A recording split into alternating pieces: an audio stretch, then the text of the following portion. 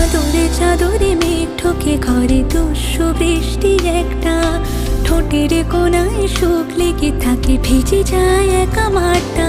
আজ মেঘ পিয়নের সে গল্প কথায়, সেই হাওয়ার মতো যদি বলতে আমায়, আর গোছে লেখা যত গান না বলা রাতের কথায়।